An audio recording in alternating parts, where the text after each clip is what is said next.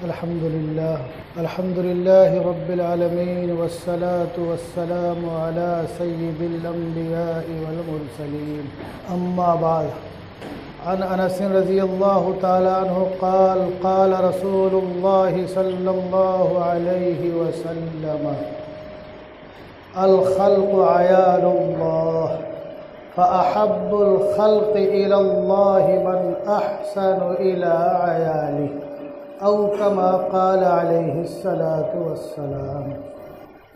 درد دل کے واسطے پیدا کیا انسان کو، درد دل کے واسطے پیدا کیا انسان کو، ورنہ طاعت کے لیے کچھ کم نہ تھے کرو بیاں۔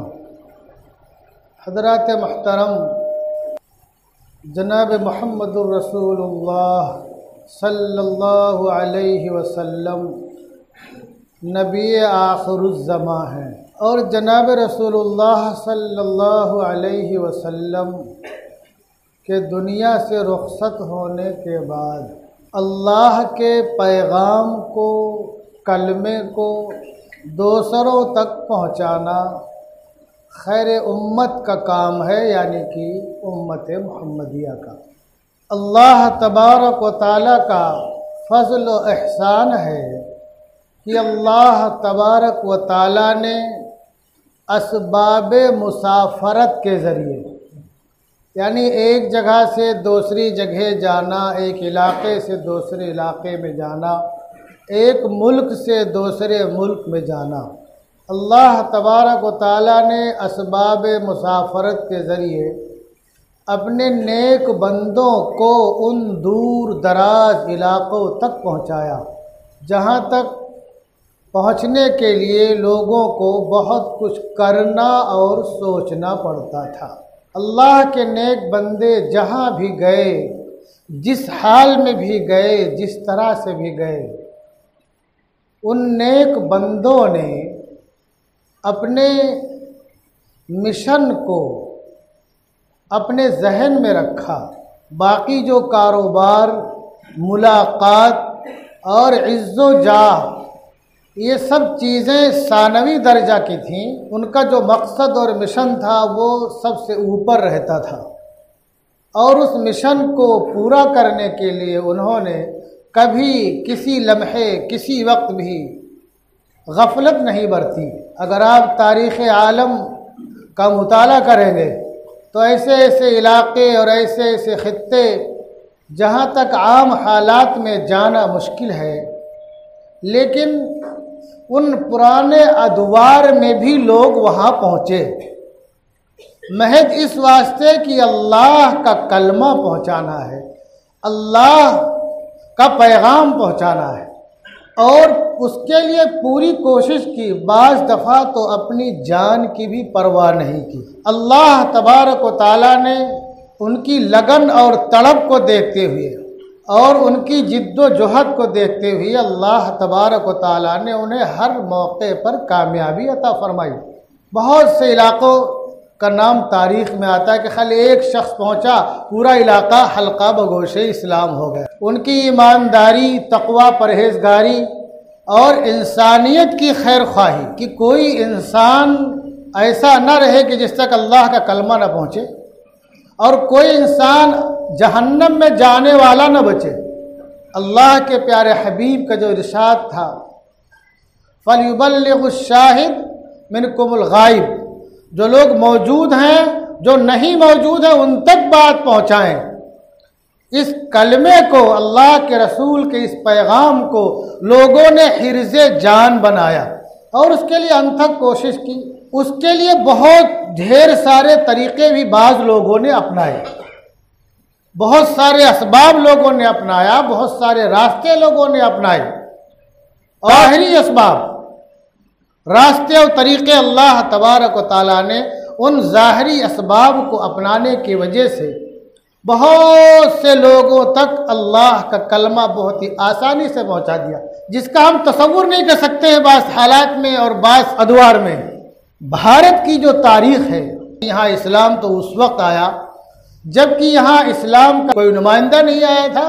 معجزہ شق القمر اقتربت الساعۃ وانشق القمر، معجزہ شق القمر، مالیبار کے راجا نے اپنی سر کی دو آنکھوں سے دیکھا اور حلقہ بگوش اسلام ہو گیا، اور تقریباً 25 صحابہ کرام کے مبارک قدم یہاں پڑے ہیں۔ تو اسلام تو یہاں اس وقت آ گیا جب کہ کوئی نمائندہ اسلام کا نہیں آیا تھا، اور پھر 25 صحابہ کرام کا آنا اور محمد بن قاسم الثقفی کا آنا اور ڈھابیل اور بھڑوچ اور تھانہ تک ثقفی خاندان کے 2 بھائیوں کا آنا ایک لمبی تاریخ ہے۔ لیکن بھارت میں اسلام نے جو جڑ پکڑا اور جو مضبوطی کے ساتھ قائم رہا، اور انشاءاللہ تا صبح قیامت قائم رہے گا انشاءاللہ، وہ دور ہے جب کہ سکندر اسلام بھارت آیا کئی بار اور چلا گیا، اور اس کے بعد شہاب الدین مظفر الدین نے جب اپنے مبارک قدم یہاں رکھا، ایک بار آیا شکست کھا کے چلا گیا، دوبارہ آیا فتح یاب ہوا، لیکن اس کی فتح یابی سے یہاں کے دبے کچلے مظلوم لوگوں کو اتنا فائدہ نہیں ہوا جو ہونا چاہیے تھا۔ یہ بات ببانگ دہل کہی جا سکتی ہے، جو لوگ بھی آئے ملک گیری اور ملک فتح کرنے کے حساب سے اس سے اسلام کو فائدہ نہیں پہنچا، جتنا فائدہ ان لوگوں سے پہنچا جو اسلام کا درد اپنے سینے میں رکھتے تھے اور تمام اللہ کی تمام مخلوق کو اللہ کا عیال خیال کرتے تھے، ان سے زیادہ فائدہ پہنچا۔ اسی زمانے میں خواجہ معین الدین حسن سجزی چشتی اجمیری رحمت اللہ رحمت واسعہ تشریف لائے، جو انگریز مورخین ہیں، جو غیر مسلم مورخین ہیں، ان کا کہنا ہے کہ خواجہ صاحب کی رحم دلی، خدمت خلق اور انسانوں کے ساتھ ہمدردی دیکھ کر کے ہزار لوگ حلقہ بگوش اسلام ہوتے چلے گئے۔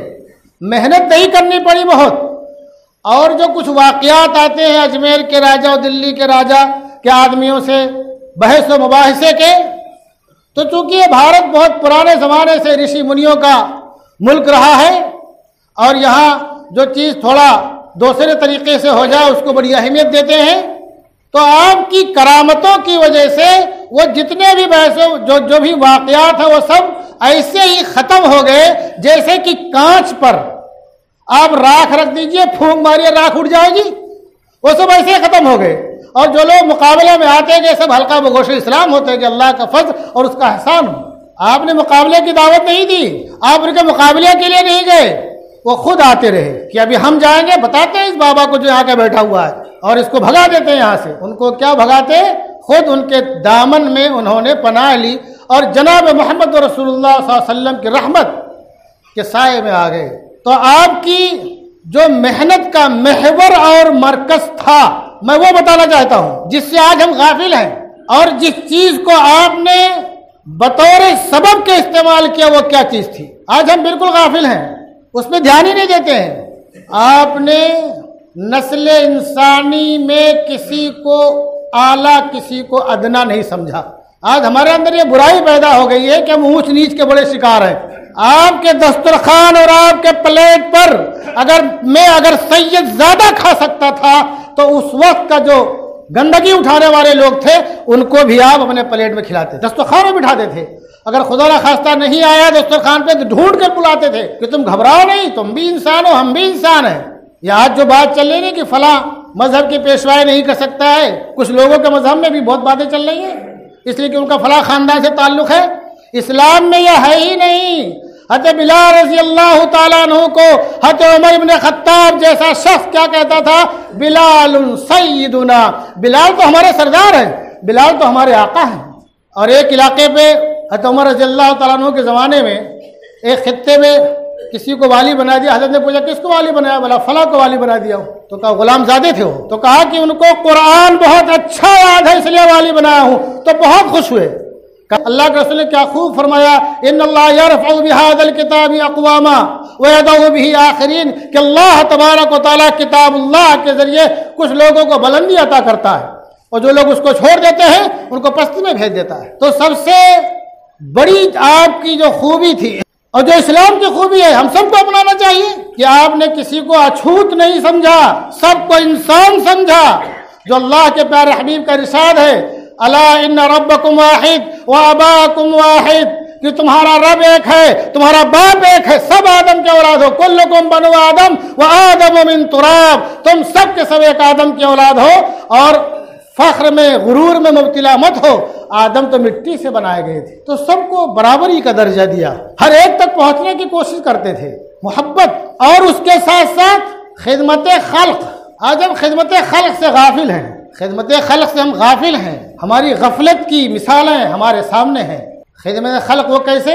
आज हम जो खाते पीते हैं, दस्तरखाना पे मुख्तलिफ किस्म के खाने रहते हैं, आज के 40 साल पहले जो बड़े बड़े जमींदार थे वो अपने दस्तरखानों पर उन चीजों का तस्वुर नहीं कर सकते हैं जो एक गरीब आदमी खाता है, जो एक गरीब आदमी खाता है। इस जमाने में लोगों को अच्छे खासे खेतियां होती थी, फिर भी बार दफा साल के बीच में उनके यहाँ गल्ले घट जाया करते थे।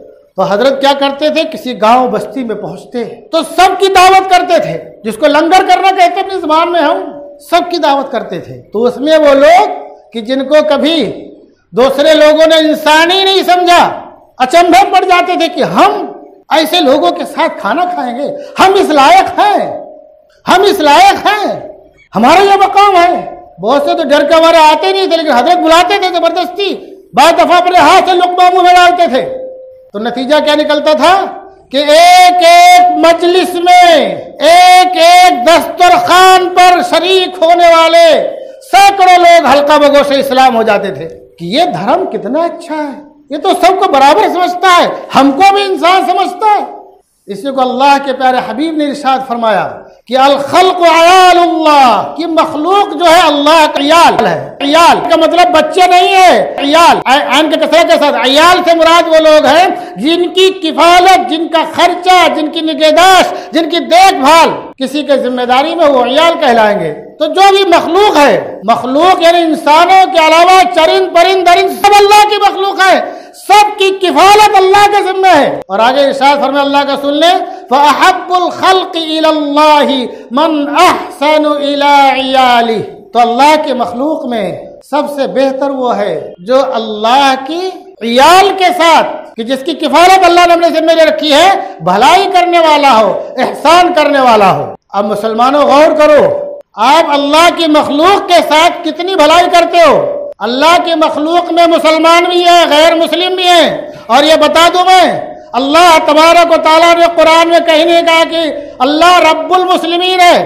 अल्लाह क्या कहता है, अल्हम्दुलिल्लाहि रब्बिल आलमीन, तमाम तारीफ उस बारह इलाहा के लिए है जो तमाम जहान का पालनहार है। तमाम जहान में आप भी हो, तमाम जहान में आपका वो पड़ोसी भी है जो बरसों से आपके पड़ोस में रहता है, तमाम जहान में आपकी मातहती में रहने वाला वो गरीब मजदूर भी है जो सुबह सुबह आपके दरवाजे में फावड़ा लेके पहुंच जाता है, झाड़ू लेके पहुंच जाता है, कचरा उठाने की टोकरी लेके पहुंच जाता है। इसी जहान में चौपाए भी है, चरिंद और परिंद भी है। अब आप बताओ कि अल्लाह की मखलूक के साथ आप कितनी भलाई करते हो। मोटी मोटी मिसाल ले लीजिए आप, हमें अपने पड़ोसियों की भी फिक्र नहीं होती है, जबकि बाज दफा ये गुमान होने लगा कि शायद कि पड़ोसियों के इतने हुकूक होंगे कि उनको जायदाद में वारिस बना दिया जाएगा। हमें आम लोगों की भी फिक्र नहीं होती है। आप यहां से लेकर के खाली 5 किलोमीटर के दायरे का सर्वे कीजिए, आपकी कितनी ट्रस्टें हैं जो कि गरीबों की मदद के लिए कुछ करती हो। 5 किलोमीटर के अंदर अगर आप सर्वे करेंगे तो सब दूसरे भाइयों के ट्रस्ट के, सब हॉस्पिटल, दवाखाने, खून पेशाब चेक करने के, MRI मशीन के, ये सब किसके हैं, सब दूसरों के हैं। जबकि ज़कात हमको निकालना वाजिब है, फर्ज है, और अपनी आमदनी का एक खातिर ख्वाह हिस्सा अल्लाह की राह में देना चाहिए। वफी अम्वालिहिम हक़्क़ुम मालूमुन लिस्साइल वल महरूम, ये अल्लाह के नेक बंदों की सिफात को अल्लाह ने बयान किया है कि अल्लाह के जो नेक बंदे हैं उनके मालों में हिस्सा एक मालूम और मुतय्यना मिक़दार हिस्सा है, मांगने वाले के लिए, न मांगने वाले के लिए भी। हम तो ज़कात भी बिलजब निकालते हैं कि मौलाना को पहचानते हैं, दे दे वरना मौलाना क्या बोलेंगे, और बाज़ दफा लिखा के सालों अदा भी नहीं करते हैं। जबकि मैं ये बात बार बार बोल चुका हूं, जो छप्पर फाड़ के देता है चमड़ी उधेड़ के वसूल भी लेता है बाज दफा। और आप सर्वे कीजिए, आपके तालीमी इदारे कितने हैं। मैं चैलेंज से कह सकता हूं, हमारी इस मजलिस में ایسے کروڑپتی لوگ بھی موجود ہیں جو تنہا کالج بنا سکتے ہیں، کام کر سکتے ہیں، اور اپنی آئندہ نسلوں کی جو بہو بیٹیاں ہیں ان کے کالج قائم کرنے کی وجہ سے ان کی عزتیں محفوظ ہو سکتی ہیں، ان کی عصمتیں محفوظ ہو سکتی ہیں۔ جو بہن بیٹیوں کے واقعات آ رہے ہیں پڑھیے اخبارات میں۔ ابھی جلد ہی ایک لڑکی نے وہ اپنا اقرار نامہ لکھا ریلیشن شپ کا غیر کے ساتھ، پڑھتی ہے ساتھ میں۔ ابھی جلد ہی ایک صاحب عمرے سے واپس آئے تھے، انہیں واقعہ لکھا کہ ایک صاحب ٹرین میں آئے، اپنی لڑکی کے بارے میں کہا کہ فلاں جگہ تک جائے گی، دھیان رکھنا، ان کا نمبر لینا بھول گئے۔ وہ معلوم پڑا کہ ایک لڑکا اسی کالج کا پہلے سے موجود ہے، اسی ڈبے میں، اسی کیبن میں۔ جیسے وہ چھوڑ کے چلے گئے فوراً اس نے اپنا حجاب نکال لیا اور اس کے ساتھ ایک ہی سیٹ پہ دونوں لیٹ کے چادر اوڑھ کر کے حیا اور شرم کو بارے طاق رکھ دیا۔ انہوں نے لکھا مجھے بہت افسوس ہوا، کاش کہ میں اس کے باپ کا نمبر لے لیا ہوتا۔ میں یقین کے ساتھ کہہ سکتا ہوں کہ یہاں ایسے لکھپتی لوگ بھی ہیں جو کم سے کم چھوٹے چھوٹے اسکول قائم کر سکتے ہیں، اور یہاں ایسے لوگ بھی ہیں جو اپنے پیسے سے مسلم بچیوں کے لیے اور غریبوں کے لیے، مظلوموں کے لیے، دبے کچلے لوگوں کے لیے کوچنگ کلاس چلا سکتے ہیں۔ بہت افسوس ہوتا ہے۔ تو جو خواجہ صاحب کی محنت ہے وہ کیا ہے؟ خدمت خلق کو آپ نے اپنایا، اور آپ کے خدمت خلق کو اپنانے کی وجہ سے بھارت میں اسلام بہت تیزی کے ساتھ اسلام نے جڑ پکڑی اور مضبوط ہوا۔ پھر آپ کے خلفاء بھی محنت کرتے رہے۔ یہ اور بات ہے کہ زمانے میں ہم نے خواجہ صاحب کی تعلیمات کو، ان کی زندگی کو بھلا دیا۔ ہم نے خواجہ صاحب کے نام کو کمانے کا ذریعہ بنا لیا۔ کئی 100 کروڑ روپیہ پہنچتا ہے چڑھاوے میں، کہا جاتا اللہ بہتر سمجھے۔ 2007 کی رپورٹ بتا رہا ہوں، اور 500 یا 5000 خدام میں کیا کرتے اللہ بہتر سمجھے، وہ سمجھے، ان کا اعمال جانے۔ لیکن یہ بات بالکل طے ہے کہ اگر ہمیں عزت و وقار سے رہنا ہے، عزت و وقار سے رہنا ہے، ہمیں اپنی نسلوں کے ایمان اور اسلام کو باقی رکھنا ہے، تو ہم کو خواجہ صاحب کے طریقے کو اپنانا پڑے گا، اور طریقے کو اپنا کر کے اس میں اپنے اور پرائے کی تمیز نہیں کرنی ہے۔ اگر آپ اسکول قائم کرو تو دوسرے غریبوں کو بلاؤ، دعوت دو۔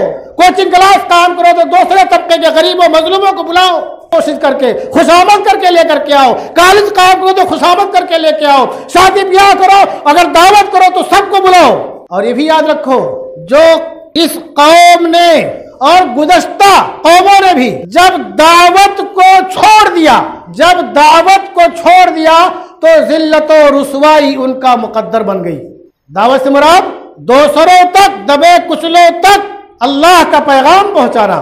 آپ تاریخ اٹھا کر کے دیکھ لو، میں یہاں بار بار بیان کر چکا ہوں، 1964 میں ابو الحسن علی میاں ندوی رحمۃ اللہ واسعہ جب برما گئے تھے، تقریباً 1 مہینہ وہاں قیام کیا تھا۔ وہاں کا منسٹر اپنی گاڑی میں مولانا کو لے کے چلتا تھا۔ مولانا نے وہاں ہر مجلس میں اس پر زور دیا کہ اپنی نسلوں کی ایمان کی فکر کرو، اور اس کے ساتھ ساتھ یہاں کا جو اکثریتی طبقہ ہے، جو لوگ بہمت میں یہاں رہتے ہیں، ان تک اللہ کا کلمہ پہنچاؤ، ورنہ اگر تم نے اللہ کا کلمہ نہیں پہنچایا، دعوت کا کام نہیں کیا، اگر ان کے ذہن میں کبھی بھوچال آ گیا تو نہ تم رہو گے، نہ تمہارا کاروبار رہے گا، نہ تمہاری نسلیں محفوظ رہیں گی، نہ تمہاری نسلوں کا اسلام محفوظ رہے گا۔ اور پہلے جو انبیاء کرام تھے ان کی امتوں کے واقعات اس پہ شاہد ہیں۔ تو اگر کہیں بھی عزت و وقار سے رہنا ہے محمد الرسول اللہ کا نام لینے والوں کو، تو انہیں دعوت کو مضبوطی سے پکڑ کر رکھنا ہوگا، اور دعوت سے ہم نے غفلت برتی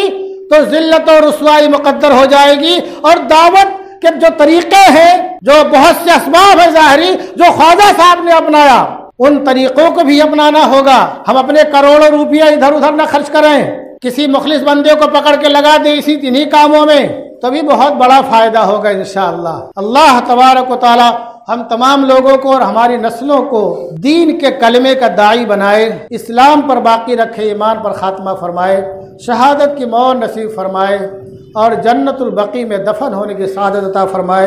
وما علینا الا البلاغ۔